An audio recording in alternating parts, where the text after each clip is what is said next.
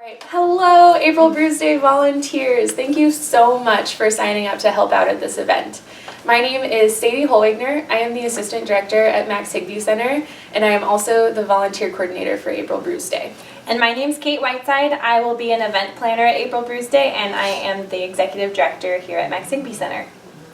For those of you that don't know, April Bruise Day is a Pacific Northwest beer festival. This year we have 70 breweries, which means over 140 beers. We're expecting 4,500 attendees, and this event needs 350 volunteers to make happen. We have 1 hour to set up this event from 4:30 to 5:30. So thanks for coming out. We really need all of you to show up to make this event possible. And this event, it benefits Max Higbee Center, and we provide community-based recreation programs for teens and adults with developmental disabilities. And our programs allow people to build friendships, to recreate, to build healthy lifestyles, and to have fun. And April Bruise Day raises over 50% of our annual revenue. So we would not have Max Higbee Center without April Bruise Day. It's a big deal. So thank you for helping out. And I'm actually going to give a code phrase right now that will be part of your test later. Inclusion matters, because it does. So as volunteers, what should you bring day of? You have to bring your ID, whether you are freshly 21 or if you are in your 60s and volunteering. We need to see your ID. Doesn't matter how old you are. Please also wear comfortable shoes and weather-appropriate clothing. This is a rain or shine event, so if you're outside or in the beer garden or something, you might get a little wet, but let's all hope for the sun. If you are a pourer, you have to bring your mass permit and have it on your person day of. If you don't, then you cannot pour at this event. What not to bring? Anything else?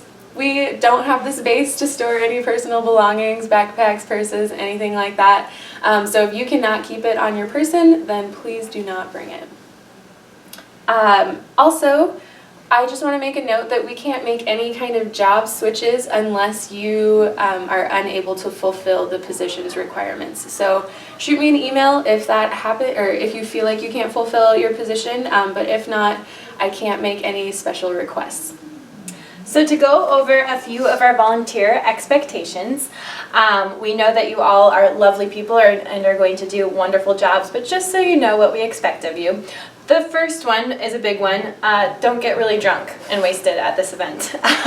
You have to be able to volunteer, and so if you're drunk and cannot do your job, we will ask you to leave. And we also won't ask you to come back next year. So please drink responsibly, have some fun. There's lots of beer, like Sadie just said, so enjoy some beer, but try not to have like 20 or more beers so that you can fulfill your jobs. Also, as a volunteer, you should be empowered as an authority figure. So you are an authority figure of this event, which means please keep an eye out for potential issues like excessive drinking among the crowd, people trying to sneak in, people breaking their glasses, using fake IDs, any of those issues. Please ask those people to stop it or ask them to leave the event. You do have that authority to do that. Also ask for help. If there's any issues like the things that I just listed, you can talk to a volunteer captain who you'll be checking in with at volunteer headquarters. You can talk to your beer garden zone leaders. These zone leaders will have special sashes and will be roving around the beer garden zone that you'll be working in, so ask them for help if you need to. You can ask myself or Sadie or any of the team leads. We will be dressed up really silly in, I think, wigs. And tutus? And tutus. All right. So ask us for help. We'll be around the event. There's also law enforcement in their uniform, so you'll see those people walking around the event too, so you can ask them for help. So just let people know if there's an issue. Also, please note that in case of an emergency, if it's an emergency outside of April Bruise Day, it's an emergency inside of April Bruise Day. So call 911. If there's a fire, if there's a huge fight, if you think that there should be police, and if you would call 911 outside of April Bruise Day, do it inside the event. For more minor stuff, like for basic first aid, you can send people over to volunteer headquarters where we will have some first aid kits. Finally, the other expectation for all volunteers is to look out for script. These are the tasting tickets. And this equals money for Max Higby Center. So please make sure that people are collecting these script tickets, that attendees are giving these script tickets for each glass that they taste. And also keep an eye out for any script tickets that are not the official event script, which we will tell you day of. This is not what it's going to look like. It's a secret until the day of. So just make sure that script tickets are being collected, because that is $1 for Max Higby Center. And every time they're not being collected, that's $1 that our programs do not get.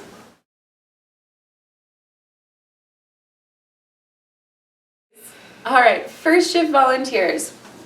You will all be checking in at the Goat in front of Depot Market Square at 4 p.m. You will be checking in with our volunteer captain, Jordan, who will give you a color at check-in. She will then send you over to our color guard, which is going to be, they're all going to be stationed in front of Boundary Bay, and you will go to the color guard that matches the color that Jordan gave you. From there, you will receive a setup job from the color guard.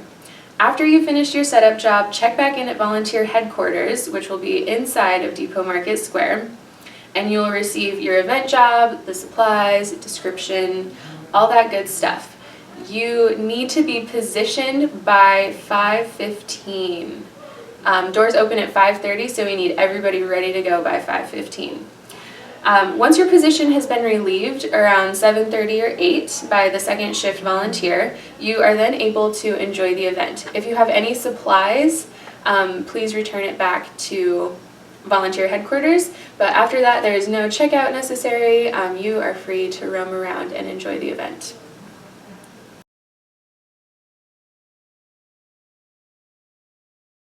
April Brews Day has several food trucks and other food vendors on site at the event. Lines end up being very long for food, so your job is to check with brewers, stationery, script sellers, volunteer headquarters to take orders so they are not stuck waiting in line for food.